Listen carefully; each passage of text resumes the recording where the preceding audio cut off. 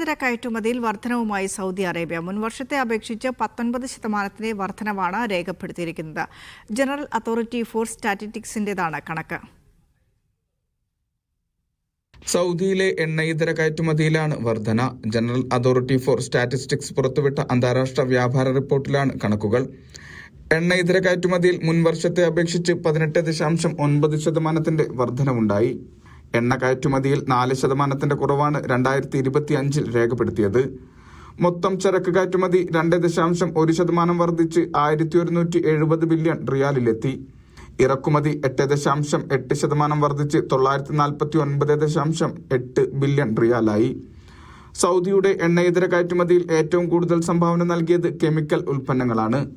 ഇവയുടെ കയറ്റുമതിയിൽ 4.7% വർധനവുണ്ടായിട്ടുണ്ട്. തൊട്ടുപിന്നാലെയുള്ള മെഷീനറികൾ, ഇലക്ട്രിക്കൽ ഉപകരണങ്ങൾ എന്നിവയുടെ കയറ്റുമതിയിൽ 91.8% വർധനവാണ് ഉണ്ടായത്.